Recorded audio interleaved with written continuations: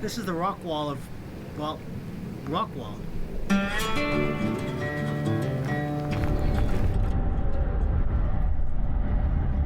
We've lived in Texas for about 3 years now, and pretty much every other weekend we go and visit different towns in the area to check out the local flavors, the good eats.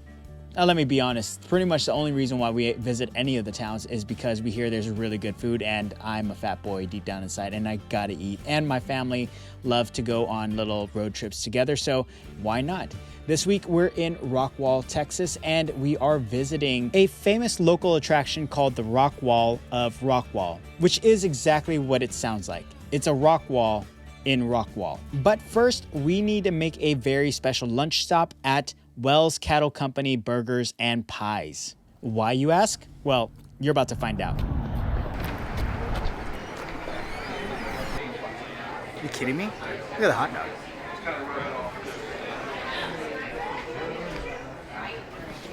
Hello, Mr. Lee. Yeah. Kevin. Nice to meet you, Nice sir. to meet you finally. I'm Lee Wells, and I own Wells Cattle Company Burgers and Pies in Rockwall, Texas. So we're a cattle company first, meaning that we buy and sell cattle on a regular basis. For instance, last week we bought a herd of cattle off of a rancher that was resetting his herd and getting out of business, and so we bought all of his cattle, bulls, calves, everything, bring them here, work through them, and then we go through a matrix, decision matrix as to what to do with everything. Some of the calves we'll sell right away. Some of the cows we'll put into our herd. Some of the calves we'll hold on to for future butchering. It just depends on how they fall into the categorizing of age and size and various things. So we buy cattle, sell cattle, and then we also source ourselves at the restaurant. And so last year we did almost 35,000 pounds of ground beef in our restaurant. If you do it by the burger, a third-pound burger, that's almost 100,000 burgers in a year. Now, some of that beef we sell directly frozen as well out of our freezer, but the majority of that was hamburgers.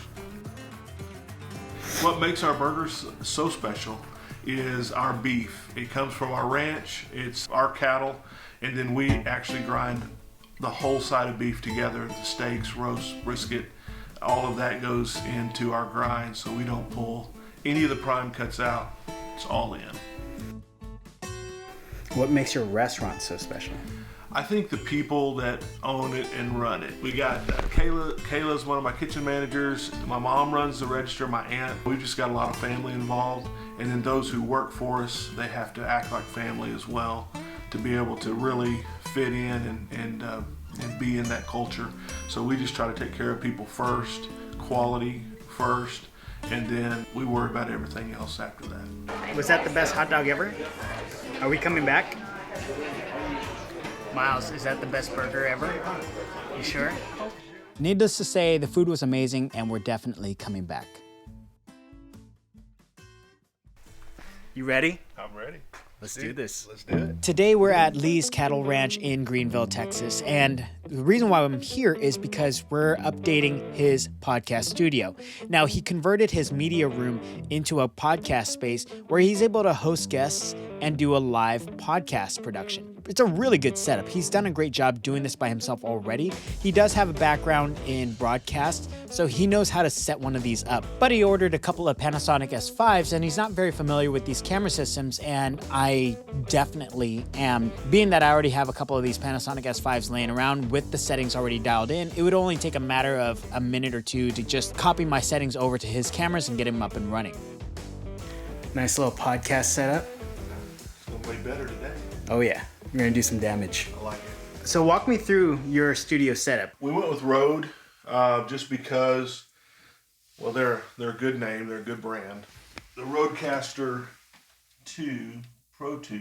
The reason for that is all the presets are built in for these mics, and so you don't have to be a audio guy and understand gates and compressors and all of that. All I really did when I set this up is I changed the phase on one to the other so that they're not always picking up exactly the same. And that's the only setting I really made. I had played with some of the settings. I went back to the defaults for these mics just because they're so good. They dialed them in so well at the factory. I also like the Rodecaster Pro 2 because it'll record everything. If you're doing an audio only, everything you need is right there in that box. What I did for my audio and video combining is I went with the Blackmagic 810 Mini. Yeah, Pro, and so we can do switching live here. We've got a multi-view as well that shows what we're doing and kind of gives you a reference point as to what you're seeing on each camera and then what's going out live. And then on this machine, it has the ability to record straight on to another device. So this is pretty much it. We've got the audio coming over. We've got the video coming in from 2 cameras, and it all gets switched and mixed right here. So Love it. Let's talk about the aesthetics. You got the acoustic panels, you have black walls, you have this big TV here. yeah. Like, what was the inspiration for this look? The main thing we wanted to do is we did want to dampen some sound, and we wanted to make the sound quieter and richer. And so the panels, I went with 2 different styles of panels for the look, for the aesthetic. We ran some uplights here just to give a little color shift and just a little bit of highlight on the back, some shadow work. We did that on purpose. I can change these colors out. They're RGB. They can be set higher, lower. And these just came off of Amazon. They're not expensive lights. I think they come in 2 packs or 4 packs. And then of course, right now the way we're set up is we're running our main lights off the ceiling and giving us a soft light down. We'll see if that stays today or not. I'm open to either one. But then we're just bouncing it off that white ceiling to keep the hot spots away. And then if you'll turn down the overheads, we run these just for headlight, shoulder, backlighting. When you're sitting underneath these lights, they catch your head, and then we just adjust those in to where we can see it on the hair and the shoulder a little bit. So clearly you know what you're doing. But I don't know anything about the DLSR. I don't know anything about these cameras. And so that's why I'm not too proud to ask for help. Well, you got the help today for sure. I need it. Let's do it. Today what we did was we set up Lee's podcast studio space with dual Panasonic S5 Mark I's. We dialed in the camera settings. We dialed in the white balance so that they get proper skin tones. You gotta have good skin tones. That would be good. Also, we adjusted all the lights so that they get proper exposure and composition, and then made sure that even though we have a kicker light, hair light on him, it's not overexposed and shows how old he really is. So this right here is the Sekonic C800U. I don't know how to use this thing other than for just getting the proper ambient light color temperature, and that's about it. I know it has a bunch of other features. I just don't know how to use them.